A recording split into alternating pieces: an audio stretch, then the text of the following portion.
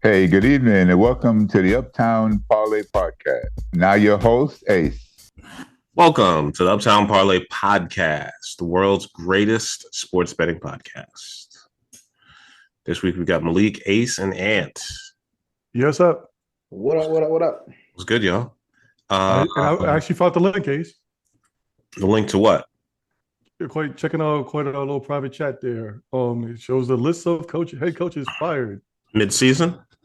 I believe it's mid-season, so I'm And still no, looking through it. you know what franchise has done it the most? I know this just off the top of my head. The Raiders. Oh, they love doing that. They fired they fired the guy who's McDaniels. now the head coach. They fired Lane Kiffin, who's now the head coach of University of Mississippi.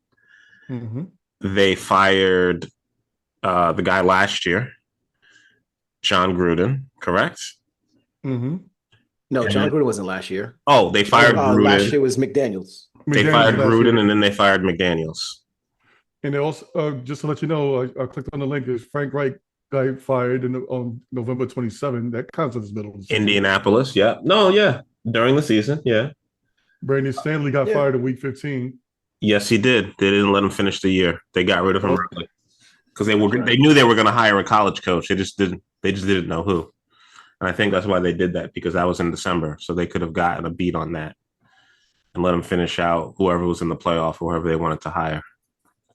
So it does And happen. that's the reason why I think this is so fascinating, because when you fire somebody in the like firing somebody this early in the season, like with Robert Saleh getting fired after week 5, Yeah. like there's no way to make traction on like hiring the next coach, right? Correct. There's none, right? Everybody's in the midst of even college is in the midst of its season. Like you're not going to be able to really do anything with that. So you have to, you've got to go with an interim person. So you have to feel really, really confident about the person that you're bringing, that you're going to identify as an interim. Yeah. And you're doing it so early. There's got to be a real expectation that, whoever you hire is going to change. Is going to change culture. You know what I mean? Like it's going to really change culture and really like reverse the fortunes of the organization. Yeah. And you're really putting the blame for all of this on the hands of the person that got fired. I think he's blaming the energy around the team for Robert Saleh. And I find that interesting because their defense has been playing great, and as is the special teams. And he hasn't been able to change the offense because Rodgers wants the offense this way. So they're just counting on, like, they don't do any motion. They don't do very much play action because Rodgers doesn't like to do that stuff. So they're not doing it. Yeah, Rodgers want to play Madden. Well, he wants to play how he wants to play. And the way he wants to play is based off of just pure talent. And maybe at 40 years old and an Achilles injury, he's just not as talented as he used to be. Right. Also, all of the players that he's playing with may not be in rhythm with what he wants to do in terms of the offense, in terms of being able to make cuts and be where they're supposed to be. I don't know. It's a very precise timing kind of thing. So, and I think that's why he's secretly trying to keep bugging Davante Adams to get the Raiders to trade him over to them. Oh, the Raiders are definitely going to trade Davante Adams because they realize they don't have a quarterback, and they didn't draft one. They stuck with Aiden O'Connell and Gardner Minshew as a patch through, and they said, okay, we're going to get through this year, and you still have a receiver you're paying $24 million to. Which makes no sense. So, and he's 31 years old, so it's not like he's ancient, but it's more like you sign this person to make the playoffs and make a push with Derek Carr. Derek Carr is gone, and he's currently hurt, so, like, what do you do now? And it's like, well, we should trade him, and whatever team we trade him to, let's get a second-round pick. He's worth that, and that's honest. Right, and the other teams just got to quite feel that he's worth a second-round pick as well. But also on the Raiders side, they basically look at it as we got to realign our teams. We're going younger. We might as well get them out of here. Yeah, we can maybe get quite a younger wide receiver down the road later on. Yeah. As far as for the Jets, since we bringing up Robert Saleh, I have a few things just from listening to a couple of Jets stuff over this past couple of days since this happening. Okay. It's more, and of course, I know a little bit backgrounds on this. I believe it's more than just the record or whatever of this year, and it's more than just the Aaron Rodgers thing as well. Because the thing is that if you look at the Jets, they're 2-3 right now. If they beat the Bills on Monday, they basically are going to be on top of the division. So it's kind of silly just to fire a coach in 5 games in the middle of the season. I think it's quite these things that factor into it as well. First thing, the obvious thing that everybody's been calling out is that this loss was to Sam Darnold and the Vikings in London, the same place that where Woody Johnson was during the Trump years as according to the ambassador. That's why he wants to attach the ambassador name every time he speaks. Go bring him out in public. That's the first thing. The second thing is that Woody Johnson did not hire Robert Saleh or what's the name, Joe Douglas. His brother Christopher Johnson did. So he's not a really. Woody Johnson was on board as long as everything is going great, fine and dandy. But like I said, Robert Saleh's not his pick. His pick was the regime before that. So I believe that Woody Johnson is looking at this as like, you know what? I need to put my stamp on this. I'm 78 years old. I believe that's how old he is. And he's 1 foot in the grave. He wants to, go out on top, make himself look good. Robert Saleh's not doing his thing. Might as well move on. And the third thing is just that Jeff Ulbrich, who's basically took over, the players call him Brick, he was actually quite a hot coaching candidate last year. And he was basically going to be one this year, along with the rest of them in the league. The league, you already know what what's the name? The dude on your team, the offensive coordinator, Ben Johnson. They definitely gonna be coaching candidates. Question: gonna be out there. Did Jeff Ulbrich interview for head coaching jobs last year when there were 5 of them? Last year.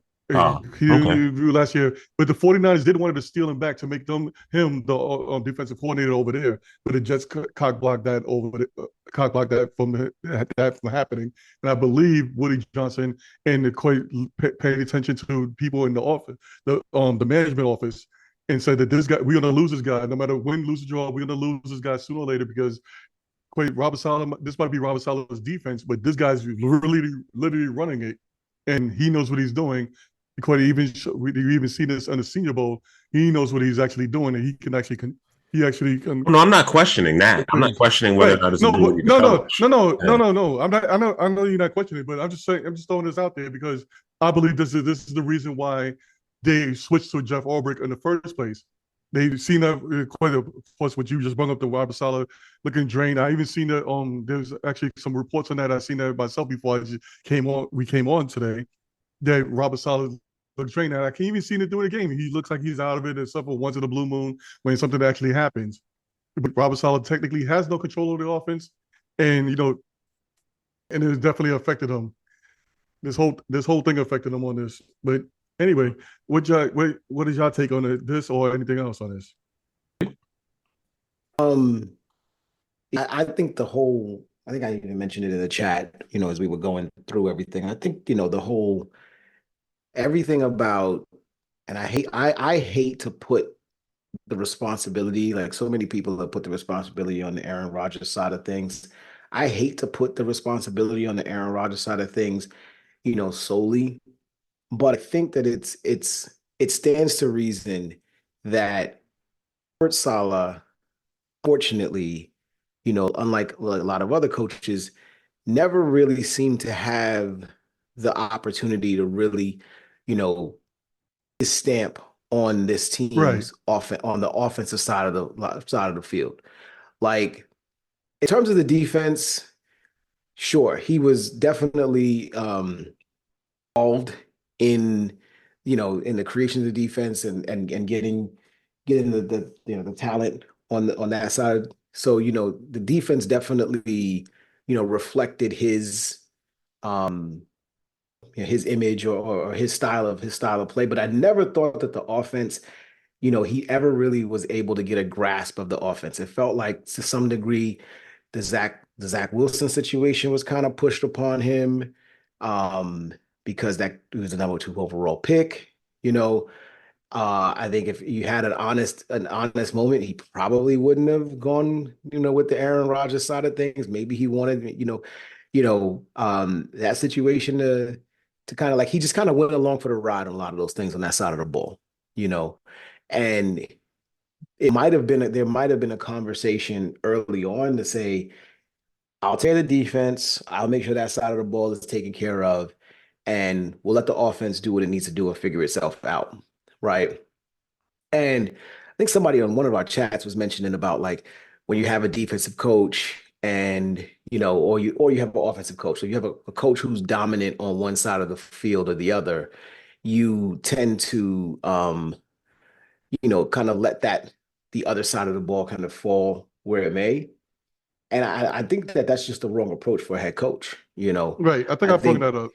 yeah, to me as a head coach, you've got to be a culture setter across the entire team. You've got to set your imprint on all sides of it. So even if you don't call plays on the offensive side of the ball, that offense needs to reflect what you do reflect how you think this team should be running. And I never believed that he had any real say so or imprint or just kind of his image was portrayed on that side of the ball Right. because he came from San Francisco, and it's hard. No, like I would have expected this hard smash mouth running team, build the offensive line, build in the trenches, you know one of those types of teams. And it never really seemed like that team ever really existed for him, or that the team ever really like went that way. And then the Aaron Rodgers thing just really kind of threw things off because love Aaron Rodgers. We've talked about Aaron Rodgers. He's a great player and everything like that. But We? you know, We? well, not we love him. I mean, we've talked about him as a great player. He's a great player, Um, yeah.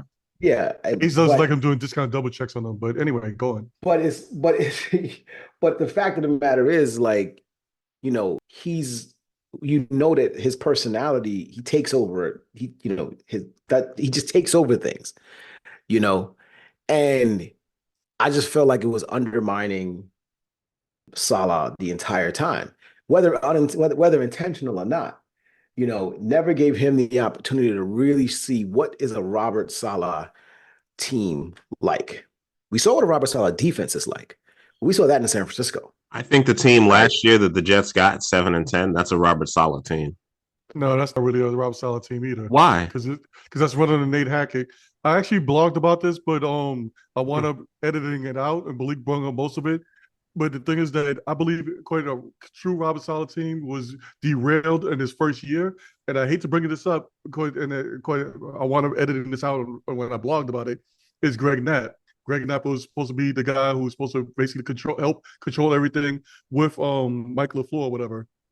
Because remember, they all came in from San Francisco, Yeah. and LaFleur was supposed to run that San Francisco offense, and he kind of was trying to do that, but he couldn't really. He was never a play caller. He was never really an offensive coordinator. He was just basically in the background pushing everything, and that's the reason why Napa was there, supposed to help them quite establish everything. But as soon as Nap died, they never ever replaced them. They needed that guru type of person to be there for not only the quarterback, who was Zach Wilson, because they decided to draft him because of that type of setup, and to let LaFleur do his thing and do his play calling thing, because that's basically what LaFleur was supposed to do. He was supposed to come in there, do his play calling thing from the booth, whatever, never really have control over it. And Napa was supposed to be the guru guy that's supposed to get everything together, while Salah could be Salah as far as being on the defensive side. But everything fell apart. He never replaced them, and then he wound up getting rid of his basically his best friend's brother, and they still friends and stuff like that. He wound up getting rid of that guy and replaced him with the worst offensive coordinator in the league that basically is called Aaron Rodgers' coffee boy. Well, I wouldn't call him the worst offensive coordinator in the league. I think he's limited by Rodgers. I think he's limited by what they're willing to do, and I think the play calling is questionable. You actually pulling on a good string there, because I see Chris Sims actually talked about today that when Nate Hackett was with the Jaguars, that was an actual real offense when it was a break Bortles and everything like that. When now he's with Rodgers pared it down just to do what he wants. I think, sometimes when you give someone full control of something, it doesn't always go well. Kind of like we learned with the sequel to Joker. That movie turned out to be crap. It opened at $37 million, and they said, Joaquin Phoenix and Todd Phillips are back. Do what you want. Go make that movie. And right now, we're watching Aaron Rodgers' movie on offense. But see, that's a little bit different. And they're 2-3. Just to defend those guys, they never wanted to do that in the first place. Just to defend those guys. Oh, the movie? The movie, not the Jets. They didn't really want to do it. That's fine, but it was supposed to be just one and done. and they just basically slapped Joker on as the face, but they wanted to have their own movie. Oh, understood. But when you make them, but when somebody says the first movie made $1 billion, you want to come back, we'll pay you a boatload of cash. They were like, okay, and they came back and did it for each other so they could make $20 million a piece, and that's what they did. What did you? What did you know? Even though you said you only want to make one, I haven't made the type of money that they have. Yeah. So no, I probably wouldn't want to just go out and make a crap movie and then ruin a relationship with a whole movie studio. That's going to get people fired. Like, no, I might want to continue to make movies in the future. Hey, I hate to say that, but I hate to say that, but that's modern Hollywood for you. Almost everything is crap. I hear you. Yeah. But I have one question. Do you think the moves that the Jets made in terms of Ulbrich being the coach and the play calling going to, I don't remember the brother's name right now, huh? Nolan. Is that really going to make? Do you think that can actually change the trajectory? Can the Jets win the division? If, like, for the rest of the season, they still have 12 more games left. Will this actually affect the rest of the season? And you go first. You might actually have to ask me this next week, but I'm been going back and forth on it. But looking at the press conference that Ulbrich had, basically, I really think that it might actually does change because his attitude is a little bit different than Saleh. He was basically like the pit bull, basically, on the defensive end. When Saleh was basically being, the friendly guy, stuff like that. He's the total opposite. He's actually seems like he's going to hold people accountable. So it might actually change, but like I said, I have to see Monday's game just to get a full grasp of it. But as of right now, it's still going to be the same offense being run. And Aaron might still have his little here and there, whatever, what he wants to do. But like I said, we're going to have to actually see. But I want to say yes. I mean, I'll say yes as well, but, for a different reason. I mean, we're 5 games into a season. I mean, theoretically speaking, the reality situation is if the Jets win Monday night, they're in first place in the AFC East. Like, with all of the losing that has happened over the last 2 weeks, losing to Denver and then going to London and losing to Minnesota, like, they win against Buffalo on Monday night, they're in first place. And that's right. So, yeah, the opportunity to, right the ship is there. But you fired Robert Saleh, but did you solve the problem? Did you solve the actual problem in the building? Because if the problem in the building is what everybody says it is, if the problem in the building was the offense and the stagnant nature of the offense and the way that it was run and the fact that it's, really archaic and doesn't include a lot of the motions. And I don't necessarily agree with that personally. I think that there's multiple ways to score points. And if you're not, just because you're not running a shit ton of motion does not necessarily mean that you can't run an offense.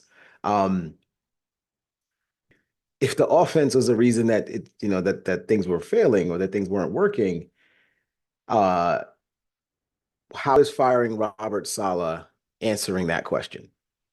That's the thing for me. Maybe. So yes, the opportunity presents itself. Okay.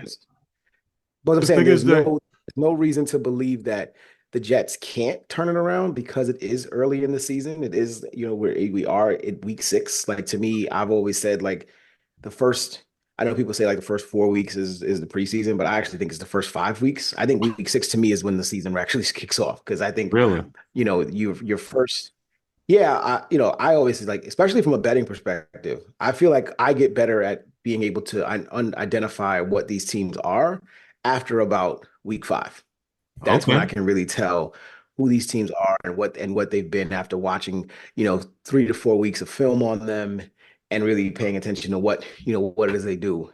And, after then you throw some wrinkles into it, but I think the Jets just are who they are. And the question is going to be, can they execute this offense at a better rate? Because we already know the defense is still good. The defense did not fail this team. The defense did not fail this team against Denver. The defense did not fail this team against Minnesota. It's the offense. The offense is not playing. They actually said that they're the only team that actually hold Minnesota while Minnesota was tearing everybody else up. Yeah. I mean, like, everybody's talking about Minnesota being 5-0. Sam Darnold, they should have lost that game. Mm-hmm. Sam Darnold did not have a good game. That is true. did not play a good game in the least bit. If Aaron Rodgers doesn't throw three interceptions, and really that last interception, they were on their way to score. Right? Like they were on their way to score points. If he doesn't throw three interceptions in that game is way different. And also the game before, came down to a missed field goal. Came down to a missed field goal. So like these are the things where I'm saying is like, yeah, to answer your question, it's like, yeah, the opportunity is definitely there. It's still early and they still got plenty of time. And if they win on Monday, they're in first place. The question is, did we actually solve the problem by doing what we did? Or did we just kick the can down the road? And if we do, what's next? The thing is that they might have solved the problem. The problem that I believe that this is what I believe the Jets believe. The Jets, when I say the Jets, I mean management, upper management believes that the problem was accountability. Robert Saleh was not holding these players accountable, and Jeff Ulbrich is the type of person that would hold them accountable no matter what. And that's the one thing that not only Aaron Rodgers said that when they lost against, I believe, Denver, Quincy Williams brought it up in the last game against Minnesota. They didn't call nobody out, but they just said we got to start holding people accountable. When Saleh was talking about changing the cadence, Aaron Rodgers kept on saying holding people accountable.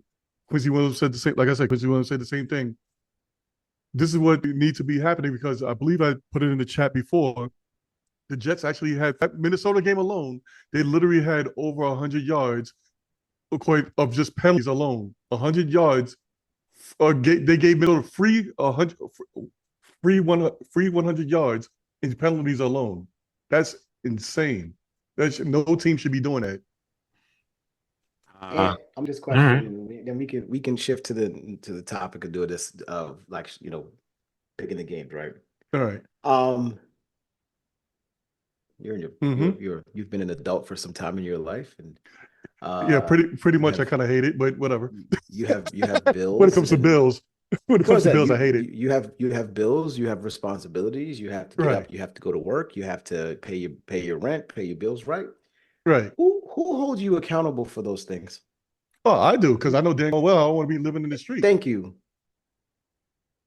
This thing about people having to hold each other accountable on a team of grown-ass men, that's not the head coach's responsibility. I've always said this. I don't think and I agree with you, Malik. I don't think Robert Saleh needs to be telling Aaron Rodgers, don't throw 3 picks. Like, I don't need you to hold you accountable for throwing 3 picks. You threw those picks. That's on you. So so that's why I keep saying, like, if the issue is Robert Saleh was not holding us accountable, it's really a team problem, but we have to put it as Robert Saleh. This is what I'm saying. This is why I'm saying this. The issue is like Robert Saleh wasn't holding us accountable. But if these grown-ass men in this locker room can't hold themselves accountable for, playing the right way and executing the offense the way it's supposed to be executed, what's Ulbrich going to do? And the thing is that more, right? The thing is that's my thing. The thing is that you actually hit the nail on the head with that one, because the thing is that was Robert Saleh's thing. When the people was trying to tell him about certain things, whatever, he literally said in the press conference, these are grown men out there. I shouldn't be telling them these things like that. These are grown men, and I respect them for that. Exactly. The best thing about it is that this team, I have to call them out. This team, and maybe other teams are like this, maybe other players are like this. We don't know, whatever. Who cares? We're going to talk about the Jets. This team is basically got a bunch of babies on there. And I actually seen it when I go on X or Twitter or whatever, and I decided to look at what these players are talking about. They talk about stupid things instead of, getting, to football or whatever they talk about. They talk about silly stuff on there, argue with people and stuff like that instead of doing their jobs. They're babies, in my opinion, and they talk about holding accountables and stuff like that because they know what the people who saying they're accountable, because they know dang well the people who's not doing their jobs or quite being lazy babies. And yes, I'm calling out the 2020 class or whatever with Sauce Brees and the rest of those guys, because they not really playing up to Paul either. You out here naming names?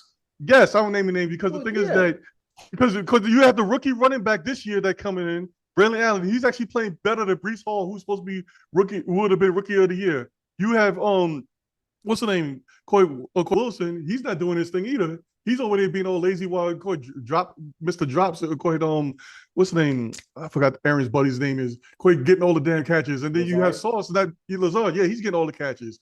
Then you have Sauce Gardner's not even supposed to be the so-called number one receiver, one of the best in the league, not even playing corner in the league, not even playing like that.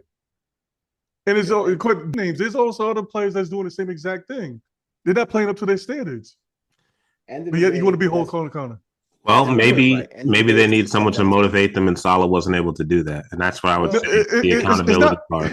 It's not motivation. It's just that they want a babysitter. They want somebody to yell at them like they in college or high school. And that's what I mean. In this game, you're a professional in this game. You're making It is your job to feed your family. And this is your job is to find that motivation every Sunday to go out there and play your absolute best. And like I said, end of the day, to me, changing up a coach middle of the season, you don't have the time to set. He can't set a new culture. This is gonna come down to the leaders in that locker room. This is gonna come down to the men in that locker room who have those C's on their chest, who are identified as the leaders across that organization, the leaders across that team, looking at one another in the face and saying to themselves, we're not doing the right work. We got our coach fired.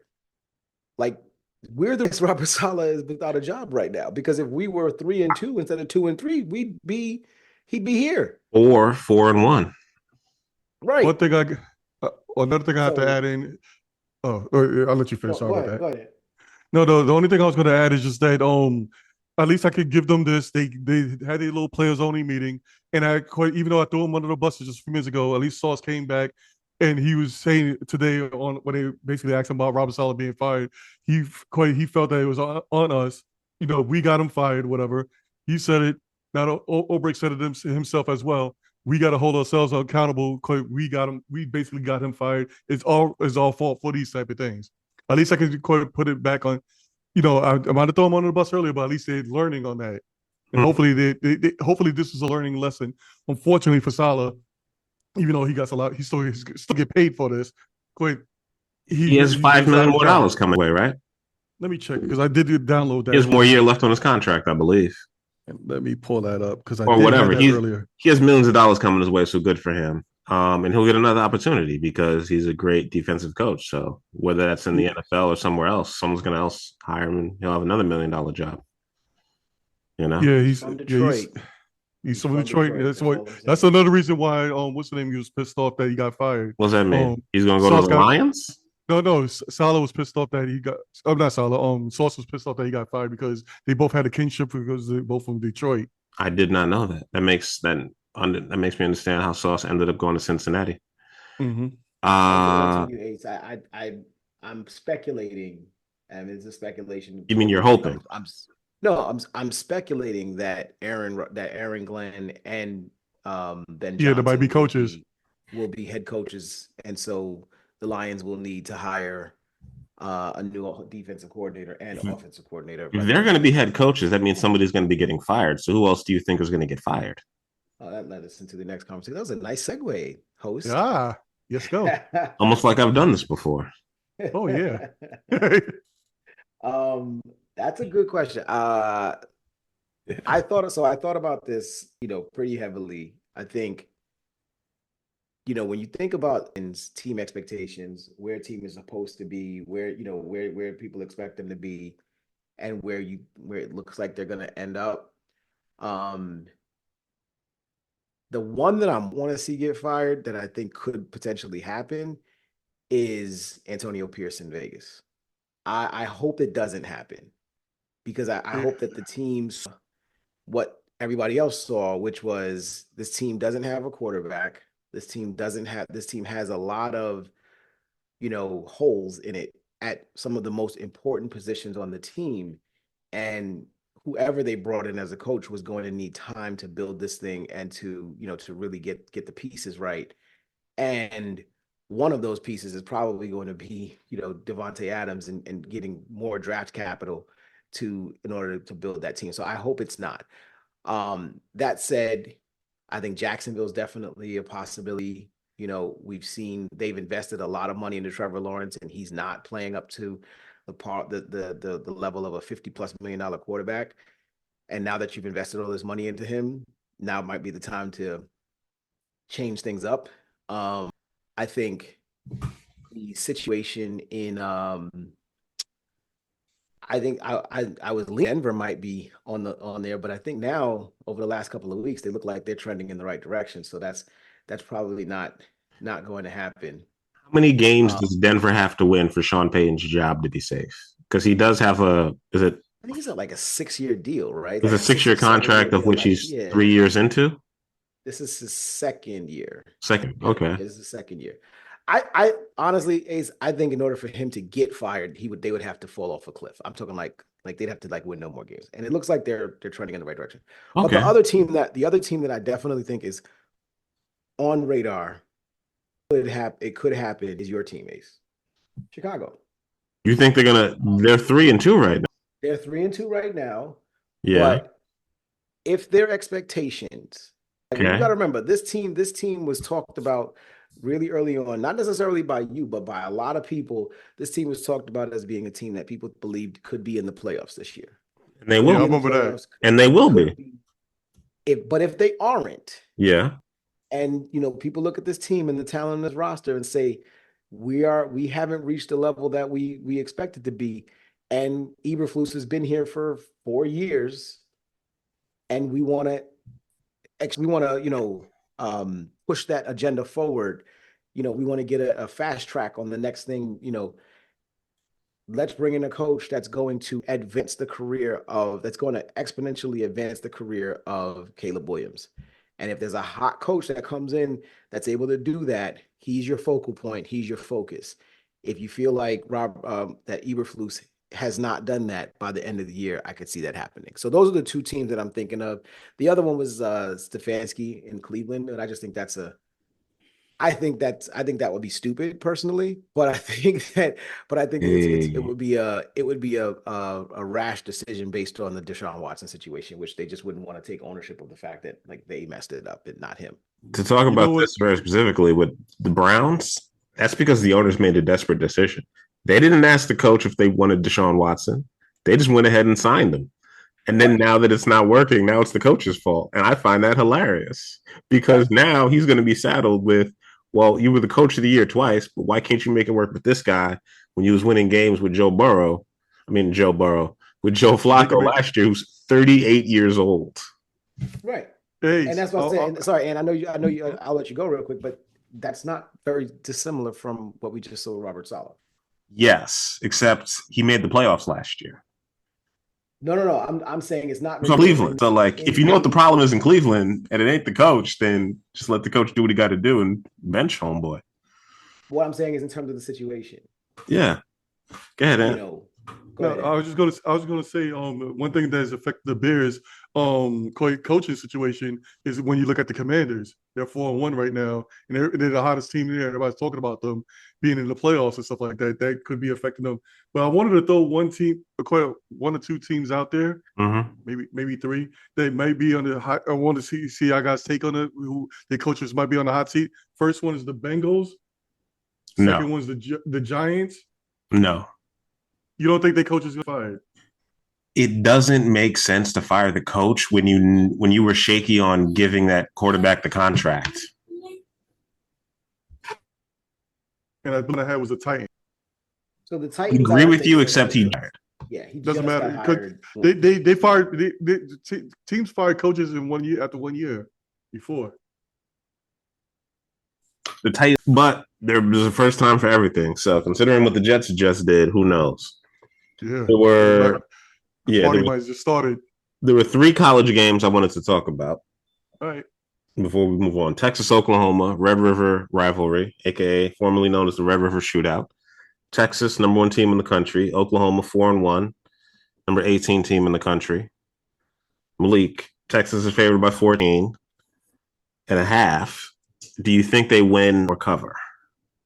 I think they cover. Texas. Look, until further notice, and I was saying this last week. I know I wish I was able to get on the pod last week, but I wasn't able to. And I would have said this then. Alabama's not the number 1 team in the country. Texas is, and it's bullshit. That Alabama got that ranking, and then Alabama went and lost to Vanderbilt and made they beat Georgia. So whatever. They're not the best team in the country. Texas is. Got you. Nobody's. I've said this pretty clearly. I don't think that Texas is the fastest team I've. As a team, Texas is one of the fastest seen in college football. Like they field so damn fast. It's not like a pro team, you know. And so I just don't see the way Oklahoma plays. I don't see Oklahoma being able to stay with them offensively. Enough to keep them out, to either keep them out of the end zone or to make this to muddy up this game. I just don't see it, and I want to see it because I don't want to see Texas go undefeated. I don't want that to happen. I think this is the best shot for them to go undefeated, though. They almost made it to the title game last year, so I'm not shocked that they're still this good again with the same quarterback and a lot of the players. Although they lost their two top wide receivers, apparently they recruit well, so they got more dudes back there. They got more speed. I agree with you. I thought it was Tennessee, and then Tennessee lost to Arkansas, which shocked me. Oklahoma put up 14 points, but I got to realize this Nico Iamaleava guy is a redshirt freshman, so that's just what it is. Ohio State, Oregon, 2 versus 3, both 5-0. A lot of these teams have players who are going to get drafted, especially on Ohio State, who have all of the best wide receivers in the country. One who's also a freshman, but he's not 17. They're flying all the way out to Oregon to go play. I don't have faith that Ohio State is going to win this game. I think Oregon actually wins this game. They have a quarterback who is, I want to say 25 or 26. Once again, they have one of the oldest quarterbacks in football. And Ohio State has Will Howard, and they've played nobody, and they've beaten the crap out of nobody. But, you know, Oregon at least got tested by Oregon State, so I just have more faith in them. I don't know if you had any strong opinions about that, but Dylan Gabriel he's been in college forever. Yeah. He used to be at UCF. Then he was at OU for 2 years. He had a medical red shirt, all of that. But there's just one guy that can't stop, and it's Jeremiah Smith, but we'll see. I see an Oregon cover. Yeah. And Oregon's getting points at home, I would like to say. Oregon's getting 3.5 at home. Yeah, I see an Oregon cover. And if not an outright win. Yeah. And your favorite team, LSU at home against Mississippi, number 9 versus number 13. Mississippi Ole Miss is 5-1. LSU is 4-1. LSU is getting points at home at a night game in Death Valley, which is insane to me because they are undefeated at home under Brian Kelly. And I think ever since they got rid of the pass coach who had that one down year where we went 7-5, and they were like, we got to get Ed Ogeron up out of here. Right. But Mississippi ain't going to be able to cover this. I'm sorry. I don't see them winning. They are not making it to the playoff. Yeah, I think this is a LSU cover at the very least, if not an LSU win outright. I think so LSU's coming off a bye. We didn't play last week. And so, you know, I feel like we're getting healthier in the right spots. And defensively, I liked what I've seen the last couple of weeks, albeit against some subpar competition. Mm-hmm. I like what I've seen in the past couple of weeks, not necessarily in, you know, holding teams down, but in getting the critical stops when necessary. And I feel like if you're looking at the situation from the standpoint of, we just need to make, you know, with the offense that we have, with the guys that we have from on that side of the ball, if we can make the 5 or 6 good defensive plays and just keep ourselves in bonus position offensively and not give up big plays against Ole Miss, I think we'll be fine. I think we'll keep that game close, and we'll make it so that, you know, it's going to be hard for them to cover that spread in Death Valley against us. So I like LSU to cover this number. And I like them to keep winning. Honestly, I like them to keep winning until, you know, the schedule flips over and gets. If this was in Mississippi, I would pick Ole Miss, but it's not. So I like the fact that we're playing this game at home and coming off of our bye. So I'll take us. Considering they lost to Kentucky at home, Mississippi, I have no faith that they're going to be able to stand up to LSU. I mean, LSU's only loss is to USC. That was at a neutral site. They had to fly out west. Maybe the time zones have messed them up. I don't know, but I don't have any faith in Mississippi. Their quarterback's pretty good, but LSU's defense is better, so we'll see. Back to the NFL. And to go to the bathroom or something, but come on back. I didn't went to the bathroom. We've been here all this time. Oh, my bad. I wasn't accusing you of anything. We're going to start with my Chicago Bears, who famously, the last time they are undefeated in the London game. Last time they played in London, I was there. It was 2011. It's a good time. They were in Wembley, and they beat the brakes off the Tampa Bay Buccaneers. Now they are playing another team from Florida, Jacksonville Jaguars, who are getting 1.5 points in their second. I think they're going to be playing 2 games over there consecutively. Right? The Jags are playing this week and next week. Again, they did that last year. They did that. I'm mistaken. Then. Yeah, they did it last year too. I mean, I didn't check the schedule enough to. I know it's another. I know they have another London game after this. Yes. I don't know if it's them. Bears won last week. This is a home game for Chicago. So allegedly, well, not allegedly, the Bears are undefeated at home. 3 wins at home. They're at home again. The Jaguars finally got their first win of the season. Tank Bigsby came on strong for them. The Bears mixed up the run game, got Roshan Johnson involved. I got the Bears covering this one. Their defense is far better. The Jaguars lost their best tackler for Yasade, the linebacker, and their pass rush with the other Josh Allen has not been very good. So whether or not they get their offense cooking, I don't know. But Chicago and Caleb have figured it out. And I don't think a trip over to the UK is going to mess them up. There's probably more Jags fans than Bears fans, but we will see how much of a home game and an away game it feels like. I think they're playing in the same Tottenham Hotspur Stadium.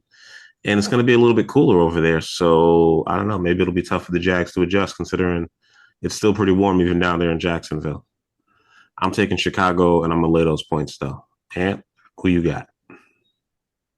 Yeah, I'm taking Chicago, too, because I don't trust the Jaguars per plus. Yeah, I don't trust those guys. And I don't see them steering the ship the right way. Chicago definitely needs to Chicago's definitely going to look like a really good team. I'm taking Chicago on this one. I'm taking the under. Malik, who you got? Yeah, I wish this line would get a little bit more spicy to play it, but it's not. Chicago's the better team here. What they did last week against Carolina, albeit expected, it was still pretty cool to see because the offense hadn't played up to that level.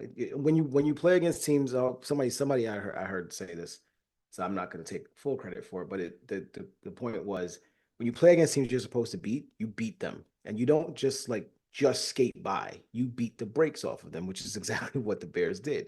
When you're the better team, that's what you do. The Bears are the better team here. They should beat the Jacksonville Jaguars pretty handily. The only thing I will say, and you mentioned it off the top, Ace, is that the Tank Bigsby, Travis Etienne running game has done some things well to take some pressure off of Trevor Lawrence to have to make all of the plays and all of the throws, and maybe he's able to get the ball to his receivers who are really good. Brian Thomas Jr., really good player, a little bit overlooked in the whole Marvin Harrison, Malik Neighbors, Rome Odunze conversation, but Brian Thomas Jr. was a damn good receiver at LSU and has shown his ability to stretch the field and to be a vertical threat in that Jacksonville offense, which they absolutely needed when they lost out on Calvin Ridley. So yeah, definitely think that they're in a good spot. They're trending positively, but this Bears team with this defense and Caleb Williams playing at a better level and improving week to week, this is not the game for Jacksonville to get back on. And this low number just kind of screams a Bears win, Bears cover right away. So yeah, I'm definitely gonna take the Bears and the under as well. All right. Moving on, we got the Houston Texans at the New England Patriots. The Patriots are going to start Drake May, and the Houston Texans just had to put Nico Collins on IR for 4 weeks. So Houston is without their top target, and they're coming up to New England. It's going to be high, it's supposed to be 70 here, so we will see. I don't think the weather is going to affect it. The over-under is 38. The Pats are currently getting 6.5. I think the Patriots are going to cover this. I don't think they win, but I think they keep it close, and I think they drag down Houston with them. They're still not sure if their running back who is hurt, I cannot remember his name right now, Joe Mixon is going to play for Houston. If Joe Mixon plays, you know what? No, regardless, whether or not Joe Mixon plays, I believe the New England Patriots are going to cover. I do not think they're going to win, and I think the spread is going to go up to 7.5. And that's the main reason why I think the Pats are going to cover. They will lose by a touchdown or less. So if it stays at 6.5, you know what? I'm taking the Pats. They are my first lock of the week. I'm going to take the Pats at plus 6.5. But if it goes up, that's even better. Go ahead, Malik. I'm going the other way here. I like what I've seen from the Texans over the last couple of weeks. They got a big win against Buffalo. They were dominating that Buffalo game all the way through. And Josh Allen and the Bills were able to come back, and they finally won it towards the end, with some poor time management by Sean McDermott. But that they won against Jacksonville. They didn't cover that game. So coming out of that loss against Minnesota, like they seemingly righted the ship from that standpoint. To me, this screams Drake May is going to get blessed by the Houston Texans defense. I just don't know that we saw, this is like rookie quarterback, first start of his career.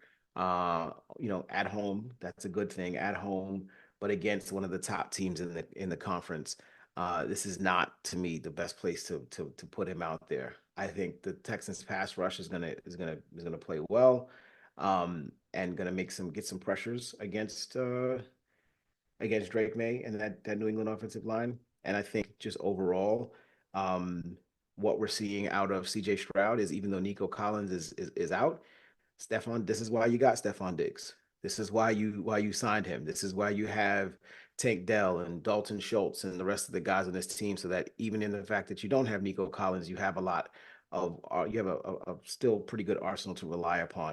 And so you go out there and you go get it done. 7 is a good 7. I think 7 is probably the sweet spot for me. I could see a 7-point win here. I wouldn't like it any more than that. So if it gets up to 7.5, I'm taking them. Yeah. But for now, at 6.5, 7, I'll take the Texans, and I'm not going to lock it in, but I'll take the Texans there. All right. Yeah, I'm taking the Texans too, and I'm taking the Texans in the over out of the New England Patriots. Wow. Okay. What the Commanders at the Ravens? Ravens are currently favored by 7 points. This is the battle of the Beltway.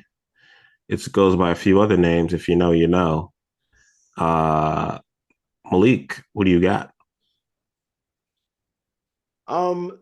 So what's the line? The line I'm looking at here is 7. 6.5. Well, I got 7 on DraftKings. Might be 6.5 other places. Yeah, I'm seeing 6.5, 7 here. I like the Commanders to cover the 6.5. I think Baltimore wins the game. But Baltimore seems to enjoy playing, and this is not just a this year thing, right? Mm-hmm. Baltimore likes playing close games. They like games to be relatively close. That Buffalo game is the outlier. It's not the norm for the Baltimore Ravens. It's no matter how good they are, no matter how impressive they are, they just seem to play games close, very close. And so to me, you're giving me 7 points for a Washington team that's shown the ability to put up points in bunches. I think this is a high-scoring game. I think the best play here is the over. This is a high-scoring game, and this is the game of the week for me. I can't wait to watch this game. I can't wait to see the battle between Jaden Daniels and Lamar Jackson on the other side, and them both, causing fits for the opposing defense because they run everywhere and they are able to pass the ball out of the pocket and they're able to manipulate defenses. Like, I just can't wait to see this game. I think this is a really, really fun game to watch. And this is like the first of many opportunities. What sucks for me is that these teams don't play in the same division, because I would love to see a Jaden Daniels, Lamar Jackson, battling out 2 times a season every season, right? I would love that if that were to happen, but it's just not. So yeah, I'm definitely rolling with the I'm rolling with with Washington here. If I need to roll with any one of these teams, I'm going to roll with Washington. But and I'm going to best bet this. But I think the best bet to me, the best bet is the over. I want to take the over on that. I agree with that. I agree with the over, and I'm leaning Ravens on this one for me, even though it's -7. I just think that it's a rookie QB, and their defense is going to be able to figure out what Cliff Kingsbury does and the plays that he's calling. And he's calling good plays. He's just not scheming up anything new. And I think the Ravens are going to be able to stop the Commanders and the running game, and Derrick Henry is a problem for everybody. And you're going to have to pick your poison between him and Lamar. And it's worked every week except for one. So we will see. And who you got? I wish there quite is between Derrick Henry, Lamar, and Mark Andrews, but whatever. That's what. Forget my fantasy. But anyway, I'm gonna go with the Ravens on this one. I was a little bit leaning on the Commanders, but I started thinking about quite how things are going. Ravens are a little bit more experienced. You brought up a good point about a rookie quarterback, so I'm gonna have to go that way, swing towards the other way, and take the Ravens. I might take the over. I know Malik said it over that there was a last week against the Bills. There was the outlier. I think it might actually can happen again if I'm scoring a lot of points. So I'm going to go with the Ravens. Take the over. This is going to be my first lock of the week. I'm going to a little gambling here. All right, that makes sense. The Cardinals at the Packers. Cards are getting 5.5. I said that they were going to cover last week. They came out and outright won. I'd like to point out I helped everybody out, and I took that game as a lock because they were getting 7.5 points. Any team that's getting over 7 points has covered 84% of the time. I don't know why, but they just are. Packers are at home. Who's going up there? I'm once again leaning on the Cardinals. The Packers have some injuries. Their offense is working well. They lost last week. I think the Cardinals keep it close. I think this ends up being a field goal game or a 4-point game somehow. The Cardinals just got outscored last week flatly, and they're going to come out and play a little bit better this week. I know they're going on the road, and they know the Packers are a good team. The good news is for the Cardinals is Aaron Jones. Is it Aaron Jones or no? Aaron Jones is hurt, which is going to mess up Minnesota, but he's not playing this week. They're on a bye because they just played over in the UK. The Packers running back is still healthy, so they got nothing to worry about there. But I'm still leaning towards the Cardinals because they're getting 5.5 points, and I like the over on this one. If they're gonna keep it close, it's gonna have to be a high scoring game because their defense isn't very good. Go ahead, Malik. Yeah, I like the Cardinals as well. I think they're a fun kind of interesting team. They're a very similar team in my opinion to the Packers in the sense that just the way that they're built. And the offensive systems are built around mobile quarterbacks who make a lot of plays off script. In Jordan Love and Kyler Murray. I think it's interesting to see these two teams in this current space. Jordan Love looks like he's just starting to get more comfortable. This would be his third game back from injury, so he's starting to seem to come into himself. But this is a good home game for them, so I think Green Bay wins the game. I just think it's an interesting spot here for Arizona to get another cover. And to your point, potentially win it outright if things break their way, they get an injury or just a bad kick or something like that. Things will break their way and they'll be fine. But yeah, I like them to keep it close, and for Kyler Murray to kind of keep things very, very interesting leading into the fourth quarter. So I think Green Bay wins the game, but I like Arizona to get the cover. All right, go ahead, Ed. Yeah, I want to go with opposite way. I'm taking Green Bay on this one. I don't trust the mini-me's yet until they actually do something, in my opinion. So I want to go with Green Bay. What's the spread on that? It is 5.5. Yeah, I'll take it. Next up, we got Tampa Bay at New Orleans. Bucks at the Saints. Saints are at home, but Derek Carr is out. They're projecting Spencer Rattler, the rookie, to start over Jake Haener, who has been there since last year. Spencer Rattler, formerly of Oklahoma, formerly of South Carolina. lost his starting job to Caleb Williams, actually, in college. The Saints are getting 3 points. I don't think that's enough. I think the Bucs are going to come in there and beat the brakes off of them. It is a rookie quarterback, and he didn't play that great in college. So I don't expect him to be that good right now. The Bucs defense is a little bit banged up. They still have their best safety, Antoine, not Antoine Randall. Good Lord. But their best safety is still on IR. He is not going to be playing this week. Winfield. Antoine Winfield Jr. Antoine Winfield Jr. The Bucs are going to win. The Bucs are going to crush, but I'm not locking this one in. I would take the under on the over-under. Its over-under is 41. Go ahead, Malik. Tampa Bay wins this one out. And hey, it sucks for me to say that because I really think that New Orleans was, despite that loss against Kansas City last week, and the fact that they've lost now 3 straight, I believe. They started out 2-0, now they're 2-3, so they've lost 3 straight. I thought that they were, at the very least, starting to trend in the right direction. The interesting thing about the Saints is their entire offense is predicated around like 3 people. And it's weird because one is Taysom Hill. And like Taysom Hill is just different from any other in the NFL. He's a 34, 35-year-old hybrid tight end quarterback. But it seems like when he's playing, there's so many things that offense is capable of doing. And when he's not playing, they can't do any of it. Him not being there just really takes the wind out of the sails of their offense and puts a lot of the pressure and a lot of the responsibility onto Derek Carr. And Derek Carr can be great for spurts, but he always has that opportunity. There's always that chance that he can slip up and be problematic for you. And now he's hurt, and he's got this oblique issue, and he's going to be out for 4 weeks. So this is the Spencer Rattler situation. He's coming in there to get the start now. I'm interested in seeing him because how many years in college did he do? Like 5? Like he's 5, yeah. Yeah, he felt like he was in college forever. And he went to like 3 different teams. He played for like 3 different programs. 2 programs? Okay. But Rattler, I'm interested in seeing what he's capable of doing because he is that more hybrid quarterback. He can move. He can, move in the pocket. He can make things happen, with running the football and throwing the ball. We know he has a great arm. I've seen his arm on display in college. So, those things are definitely intriguing for me to see what happens here with him. But I think Tampa Bay is just a solid, well-coached team, and 3.5 points is just going to be a little bit too much to give. I mean, a little bit too little for me to pick the Saints to like rally around the Spencer Rattler experiment. I think that's going to get off to a shaky start.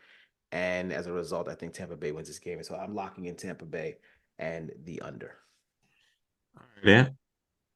Yeah, I agree, Malik. I'm taking Tampa Bay and the under as well. I actually wanted the Jets to actually draft Spencer Rattler. I remember I was really simping for him a little bit during the draft. Yeah, NFL simping. Well, for him is to be on the team. I wanted him to be on the team. Oh no, I know what you meant, but I'm shocked. I'm shocked you wanted him as a backup QB. Yeah, I don't know why. I just wanted him on my team, but I'm actually quite okay with him being on the Saints. And just like Billy said earlier, as far as everything else is concerned, I do feel bad for the Saints. It was definitely on a good track. If what's his name wasn't hurt, if Carr wasn't hurt on this thing, I would have definitely picked the Saints in the over on this one. But I'm going to go the opposite way here, just because I think since we're going to be with Rattler coming in his first game, they're going to pare down the offense a little bit more, and run things a little bit more simpler. It can go either way, but I'm going to go with the what's the name, Tampa Bay and the under this one. All right. Next up, we got Colts Titans. This is another one of my locks of the week. I'm taking the Colts +3. The Titans quarterback situation is horrendous. They should have lost to Miami. That team is terrible. And it is looking that Jonathan Taylor is going to be running for the Colts. He was limited in practice Wednesday and Thursday. He didn't practice on Wednesday, but he practiced on Thursday. You can check to see if he's going to practice, but they're getting 3 points on the road at the Titans. The Titans shouldn't be laying points to anybody. I'm locking in the Colts. The over-under is 43. I'm only going under because I don't expect the Titans to score more than 10 points. So 30 to 10, it's going to be under. What's up? No, I'm just going to say copy and paste your answer to mine because I'm cheating off of you on this one. It's so easy to cheat on this one. I mean, come on, that's the right answer, but maybe Malik have something different. And even with Pittman out, I don't think it's going to make a difference for the Colts. Go ahead, Malik. What will make the difference for the Colts for me is Joe Flacco playing back. Anthony Richardson is expected to play. And I'm taking the Titans. The reason why is I honestly think this, and this is what I'm saying here, guys. I honestly think that this situation with Anthony Richardson and Joe Flacco is what Tom Brady was talking about at the beginning of the season. There is this rush to put Anthony Richardson on the field because he was a number 5 overall pick in last year's draft. He has all of these physical qualities. He runs like a damn gazelle. The dude has he's a cannon for an arm. And he just looks like, a freaking god out there. And you just think to yourself, well, he's got to be a great quarterback. And there's every indication that Joe Flacco is a better quarterback than him right now. And to me, there's no reason to, given what we've seen from Joe Flacco, not just in the last couple of weeks, but just what we've seen Joe Flacco over the course of the last few years, there's no reason to believe that with a competent offense and a solid defensive effort that he can't, get you to victories. That he's not a better option in terms of winning football games for you than Anthony Richardson is at this point. So if Anthony Richardson is playing, I'm going to take the Titans to cover at home and to get this victory. I see a Titans 3-point win here. I don't feel comfortable about it because obviously we're betting on, Will Levis to be Will Levis, to do some old pick six Levis things. Yeah, we're depending on him to play smart football, and we've seen that not work well, with the exception of that Miami game last week. But I think this is a situation where, to me, and he had a pick 6 in that game. He did. But this is a situation where my hope, we can bet on that for the props. So how many pick sixes that you can get? How many pick sixes? Yeah. My hope is that this game convinces the Colts to make the decision to sit and let Anthony Richardson, learn for the rest of the year behind a great, a great backup and still a good starting quarterback in Joe Flacco, and let him run the offense. Probably won't happen. But if my fuzzy memory serves me correctly, didn't Joe Flacco win a Super Bowl? He did. He did over a decade ago. Yes, even though it was over a decade ago, that's a perfect person to sit behind. You're all right, Malik. I think you're all right on that.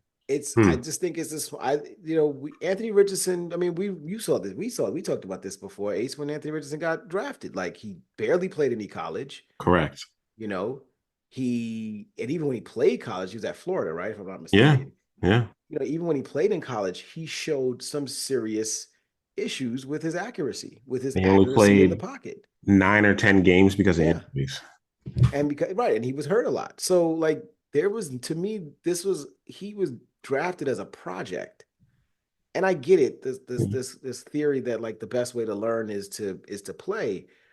But if every time he plays, he gets banged up and he gets hurt because he's not learning how to play, then we need to protect him from himself.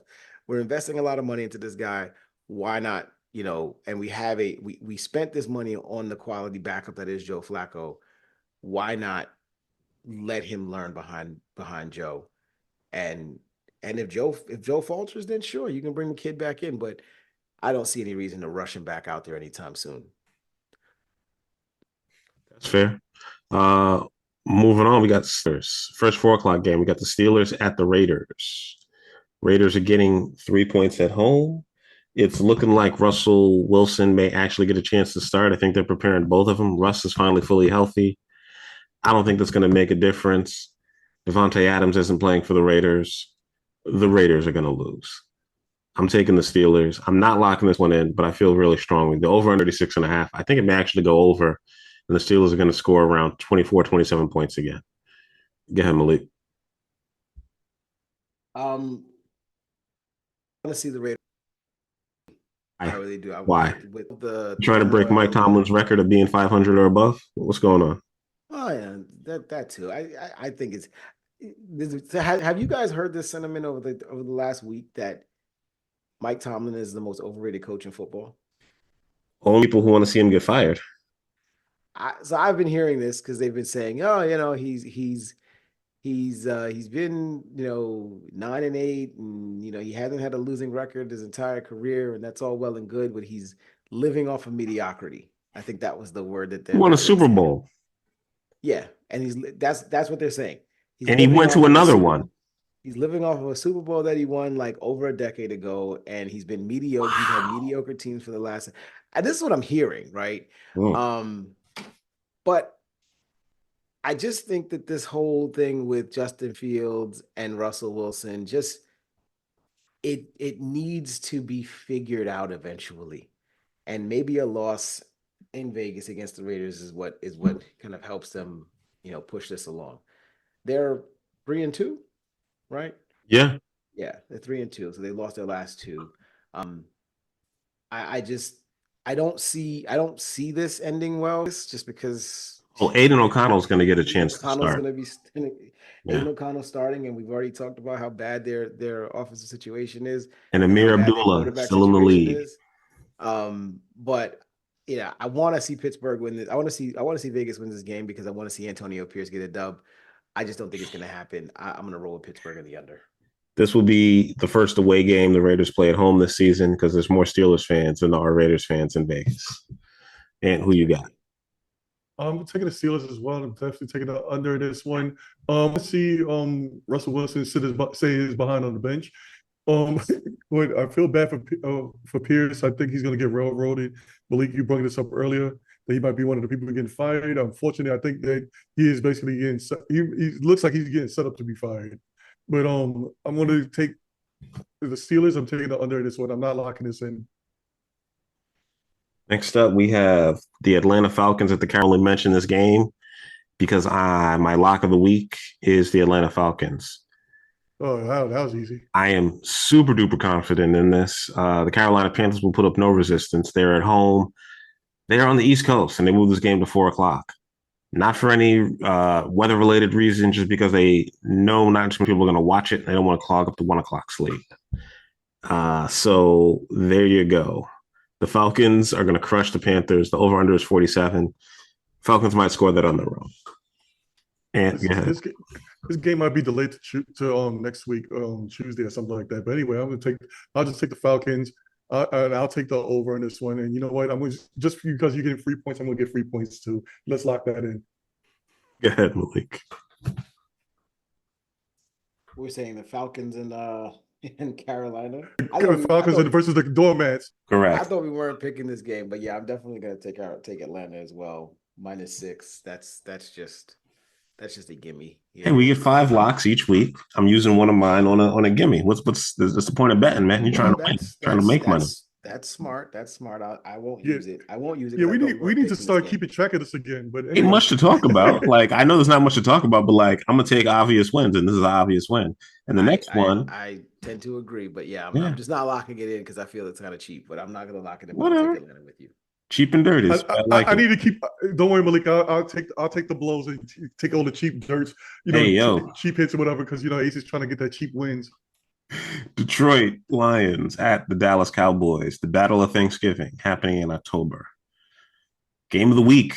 Tom Brady's going to be calling it. The Cowboys are getting 3 points. Malik, as our wait. Before Malik goes, do they play against each other again in Thanksgiving? No. Okay. They've never. It's kind of weird.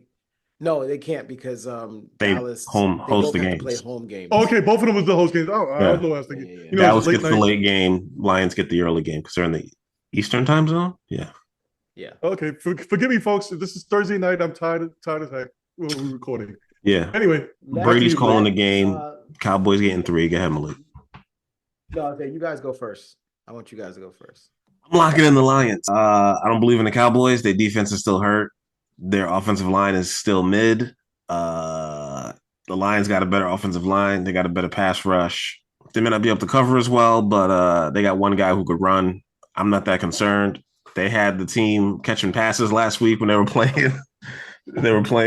Seattle. The Lions seem to be cooking, and I think they're going to cook the Cowboys. And I think Washington can actually win I think the Commandos can win the division if the Cowboys keep losing and playing down to the level of the competition. They're happy that they stole that win last week, but they're not going to get this one. They're going to be talking bad about Dak, and this is going to be one of the games they're going to lose because they're not better than the Lions, point blank, period. Go ahead, Ant.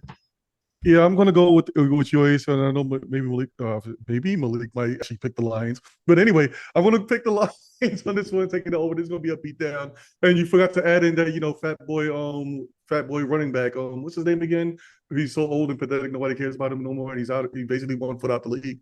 I know what you're talking about. Ezekiel Elliott. Yes, that's the man. This man not even 30 yet. Stop it. But he's 90 in football years as far as the running back is concerned. But anyway, from what I heard from the grapevine, that he's kind of upset of the offense because he's not getting that much touches. He doesn't like the actual running back to get that many touches. But anyway, let me stop wasting time. We can pass it to the league. I'm taking the Lions. Taking the Lions in the beat down. The over. Lock it in. Third lock of the week. Yeah, I'm also locking in the Lions, by the way. This is my fourth lock of the week. I got New England, I got Indianapolis, I got Detroit, and I got Atlanta. This is my fourth lock of the week. Go ahead, Malik. I need to start paying attention to this show for remember my locks. But anyway, the only thing I love this game for Detroit. Partially because Dallas is. Are you gonna be sitting on the phone? No. Curtis is our group's resident Cowboys fan. No, probably not. As a matter of fact, my next door neighbor is a huge Cowboys fan, so he's already. Oh, that's even better because he's in person. He already wants to get together to watch this game together. Oh, that would be so awesome! Party, dipping, and everything. Yeah, you got to do that. Don't do it. I love this game for two reasons. One, Dallas, it's returning to the scene of the crime, right? Dallas, that situation that Dan Skipper, that Dan Skipper situation with the offensive lineman that tried to report himself as eligible and wasn't identified, and we scored and we should have won and we didn't win, and and that's happened multiple times in Dallas. Playing inside Dallas has been a bit of a house of horrors for the Detroit Lions over the last 8 years. I can distinctly remember at least 4 to 5 games that we've played there, all losses where it just didn't where nothing went right for us, or it was a bad call here or there. And because of that, this is why I feel like this team is going to be extra focused, because the second reason why I think this is why I'm happy that it's this game is because I was a little worried with this team coming off of an early bye and looking ahead to that Minnesota game in week 7.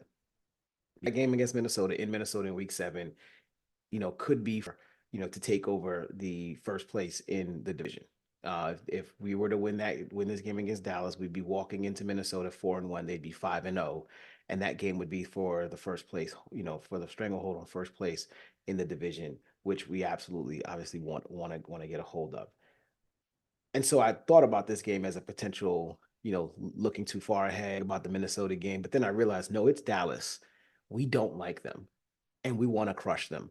And so I think that this is going to be a situation where the team is going to be going out of their way to try to punish the Cowboys, and the fact that Dallas is missing DeMarcus Lawrence up front, likely Micah Parsons won't be playing as well. And if he does, he'll be not at full strength at all. Yeah, there's just so many reasons to look at this and say the Detroit Lions, they're not one of those teams that looks at situations and doesn't go all out, even though they should win. They try to win. They respect their opponent, and they believe that they should beat their opponent. And this is an opponent that they've had trouble with, just like last week against Seattle, at home against Seattle. But everybody was saying, "Oh, Seattle gives the Lions trouble," and they did. But the Lions went ape shit on offense and tried to pummel. And I think this is the same thing is going to happen in Dallas. So I'm going to take the Lions, and I'm locking this in as well. Lions in the over. Side note, 49ers quite start getting in trouble from Seattle right now. Oh yeah. Yeah. So they put up points. That was a stat that I wanted to, a very interesting stat that I wanted to share with you guys. before we go to the next game. So the Lions have been very, very, very bad teams that they've played against after they've played them. So here's the record of the played the Lions. Here's a record of the teams the week after they played against the Lions this season. So week 1, we played against the Rams. Yeah. We won that game. The Rams then went and played week 2 in Arizona, and they lost 41-10. Yes. Week 2, we played the Bucs. We lost that game. Okay. The Bucs then went home and lost to Denver 26-7. Okay. Week 3, we played the Cardinals. We beat the Cardinals. The Cardinals they then played Washington at home, and they lost 42-14. The next week, we played Seattle. We beat Seattle. We went on our bye. Seattle went home and then lost to the Giants 29-20. Correct. So the teams, and the Giants were 7.5 point underdogs. I'd like to say. So after playing the Detroit Lions, teams are 0-4 with an average margin of defeat of 21.5 points. Don't pick the Cowboys next week. The Cowboys are not going to, however this game goes, do not pick the Cowboys next week, because I don't remember who the Cowboys play, but it's not an easy game. Don't pick the Cowboys next week. Maybe it's just folks playing a good opponent and not the fact that they played you guys. No, I think we would go with Malik's stats over here, and everybody out there needs to follow that. All right. That makes perfect sense. Yeah, it makes perfect sense to me. That's the world of gambling. On Sunday Night Football, for whatever reasons they have deemed necessary, NBC has unfortunately been stuck with the Bengals and the Giants. The Bengals are laying 3.5 points to the Giants. I'm taking the Bengals as my final lock of the week. They're going to beat the brakes off of the Giants. The Giants don't stand a chance. Any team that can put up 38 points against the Baltimore Ravens can put up 38 points against the Giants. And I know the Giants can't score 38 points. So I'm locking in the Bengals to score another 38 points. And I expect them to hit the over, which is 47.5. So lock in the Bengals and give me the over. Go ahead, Ed. Do y'all remember actually how many locks I have? Because I actually want to have quite a lock for the Jets game. You have 3. Okay, so this would be my 4th lock then. I'm gonna go. I'm gonna surprise the world here. Here comes the shocker. I'm picking the Giants. Explain that one. I almost choked in my water. Anyway, I'm picking the. Sorry, folks. I had to just throw everybody on a little curve here. There's no way I'm picking the Giants. I'm sorry, they're on the curve to get a new quarterback. I'm picking the Bengals in here, making this my 4th lock of the week, and I'm taking the over.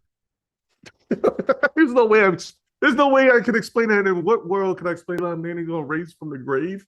That's never going to happen. But anyway, and if he did, they'd still lose. Go ahead, Malik. Before I lock in Cincinnati and Lawrence Taylor is not walking through that door, folks.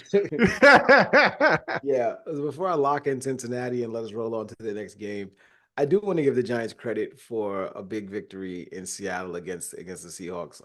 I watched that game beginning to end, and I was pleasantly surprised by how were all the other games blacked out. No.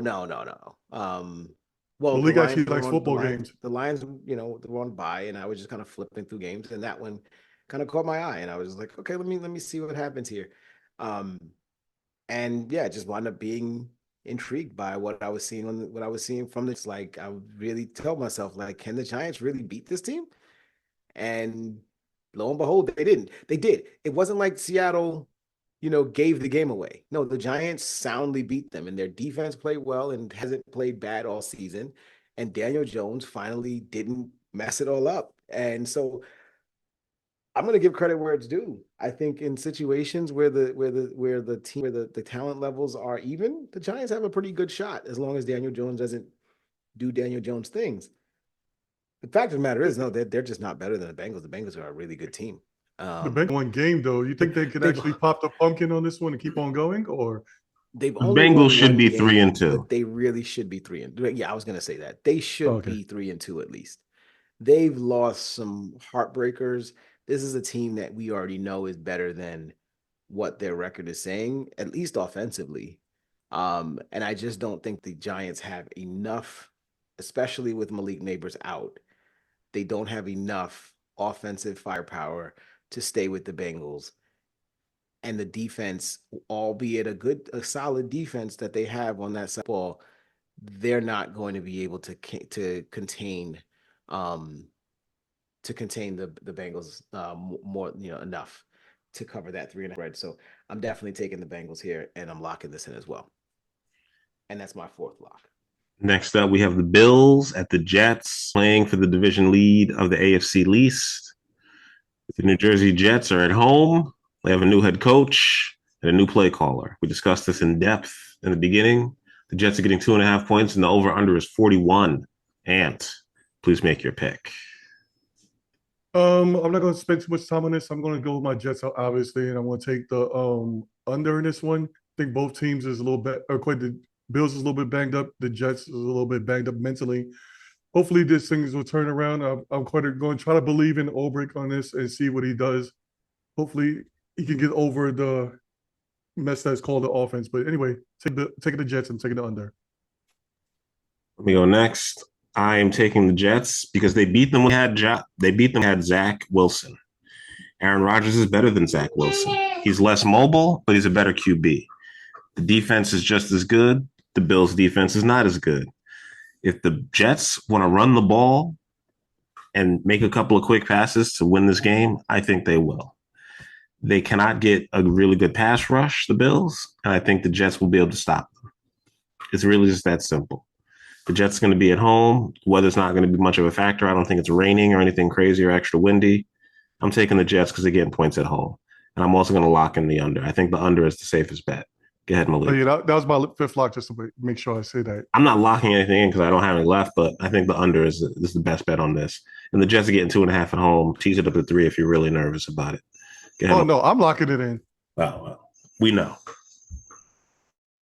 Teams with a new interim head coach tend to come out with a little bit more juice than they had the week before. I think if Robert Saleh was still the head coach of this team, I would favor the Bills heavily. But since this whole situation has panned out over the course of the week, I think the Jets are going to be, they're going to be on a mission to, to right the ship to some degree and to do it against the Bills that has had their number for the past few seasons.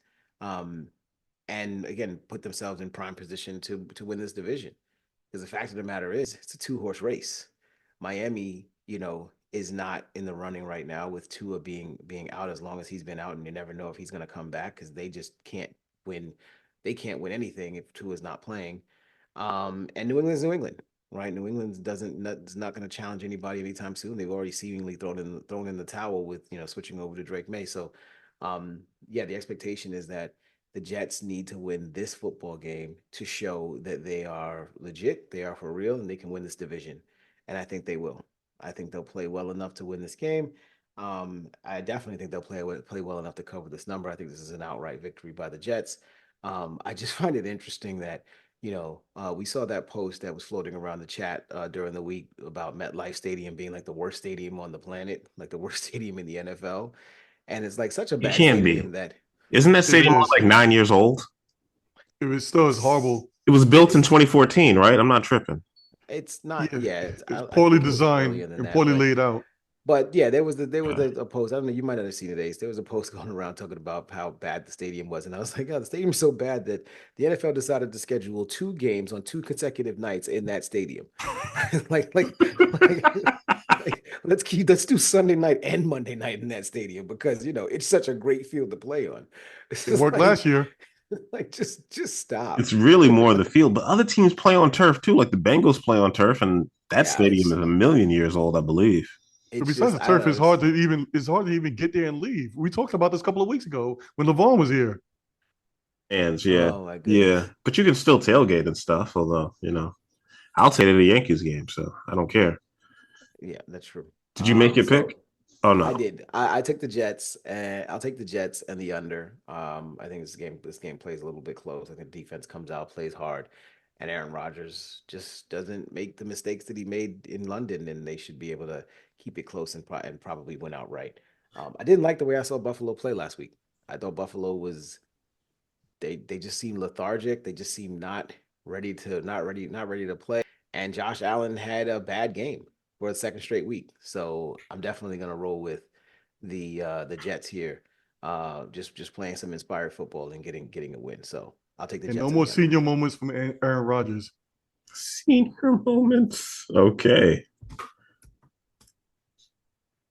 And the San Francisco 49ers just saved Brock Purdy's week. And they are on to Cincinnati. Next up, we are going to our shout outs. Ant, you can go first. You're gonna hate this part. Usually I just quite this so far this year, I usually just say shout out to one person or two, but first I got to give some honorary mentions. Shout outs to Henry Cavill because he's bringing my childhood back. I heard there's gonna be a Voltron show or movie coming out with him, so shout outs to him. And another honorable mention, shout outs to PDD, Don't Drop the Soap. I heard that your Raymond is gonna be in Cinco de Mayo next year, so keep your head up. Anyway, as far as for my rest of my shout outs to CAA for dumping Hassan Reddick. He has to be the dumbest person I've ever seen with the dumbest holdout in free agent history.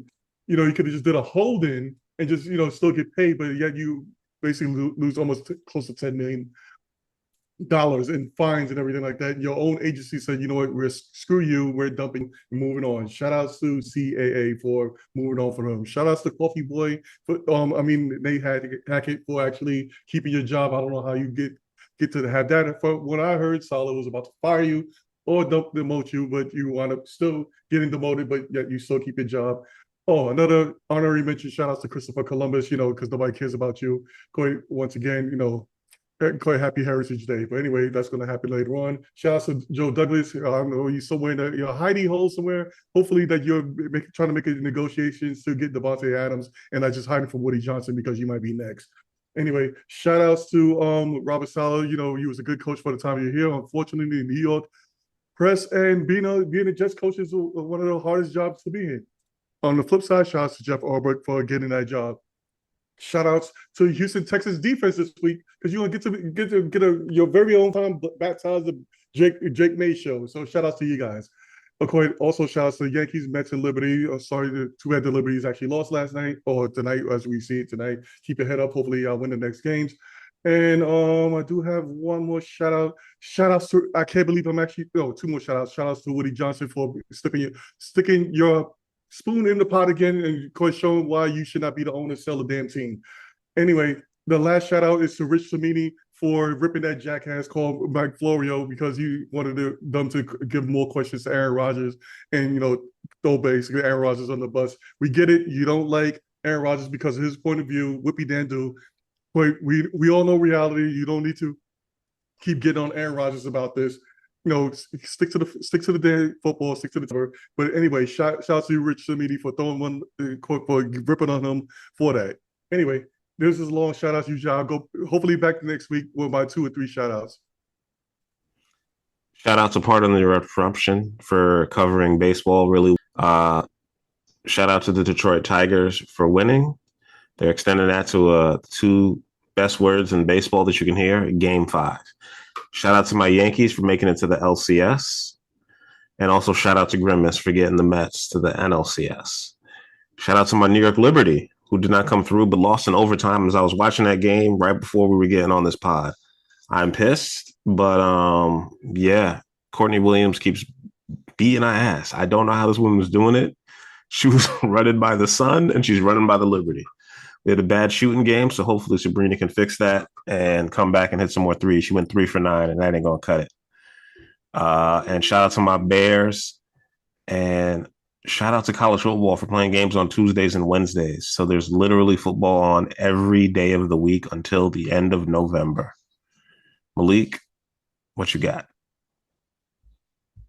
You guys took most of mine, so I'll just repeat some of them. Obviously, wait, you usually give shout out to CAA as well? No, not to CAA. I say most of mine, not all of them. Well, actually, you had Oh, extras. and shout out to Hassan Reddick for sticking to your guns. If you're this far in, you might as well just keep going, bro. I mean, you Yeah, know, good luck to you on You ESPN might as 30 well for just 30 keep is going. being broke again. broke ESPN is 30 broke, I for guess. yep, that's what's gonna happen to him. Yeah, But anyway, back to you, Malik. exactly. No, the only one I'll say is yes. Shout out to Liberty. Enjoyed watching them. You know, them get past the Aces. My fear with the Liberty was similar to what I just said about Detroit. Is I feel like they may have won they may have won their WNBA finals in the last series against the Aces, and that was a extremely emotional, extremely difficult test for them. To come back and beat the team that beat them in the finals the previous year, and it might have been just a bit of a letdown going into play the Lynx. I didn't want them to play the Aces so early, but shout out to them. I hope to see them bounce back and make this a series and win this thing out, right? Because I do think we're better than the Lynx. Um, Shout out to the Knicks. NBA season is kicking off, and thus far we've seen games, and I'm absolutely loving the way that this team is looking. Not just, I mean, the shots aren't falling, but defensively they look incredible, and that the shots will fall. The chemistry appears to be, really good early on, and they're playing Minnesota in on Sunday. So that's going to be very interesting. The Minnesota Timberwolves, who they made the trade with for Karl Anthony Towns, is coming to the Garden. I don't know if Randall will play. He hasn't played yet, but DiVincenzo will likely be out there. So it'd be nice to see him again. And for the Garden, because the Garden loves to do this. They'll give him his flowers, even though he was only here for 1 year. They'll give him his flowers. They'll cheer him on, at least to some degree before it's time to start booing his ass. But yeah, shout out shout out to him, shout out to DiVincenzo, shout out to Randall. You guys were part of something that there was definitely a conversation about wanting to see where this team could go and what this team could be with the Villanova crew, with Randall coming back from injury, um, and wanting to see what that was going to look like. I do think that eventually the trade was going to likely have to happen, especially when the Knicks didn't, sign Julius Randle to his extension, and that hadn't been figured out. So I figured a trade was definitely coming, but I probably thought it was coming closer to the trade deadline and not, so early. But I'm glad that it happened when it did, because it gives the Knicks an opportunity to, use this preseason as their chance to get things right, rolling into the regular season. So I'm happy for that. Um, You Hate to done say yet? this one No, also. no. Take this one to shout outs to the Mets and the Yankees. Again, Yankees in the LCS, Mets in the NLCS. Did not expect. Shout out to, and I'm gonna put it this way. I'm shouting out the Mets over the Yankees here. As much as I love my Yankees, I'm a huge Yankee fan, or have been a huge Yankee fan my entire life. I never hate the Mets. The Mets are the Mets, but Same. but they've been absolutely fun to watch over these last few weeks. This was a team that was out of it, like fully out of it, a month and a half ago. 6 weeks ago, this team was not looked to be in the playoffs. And then They Grimace showed up. they have made it so interesting, and I think I said this in a chat earlier. I don't even think they give a shit about the first 6 innings. Like, they just don't care. They just, the first 6 innings don't even matter to them.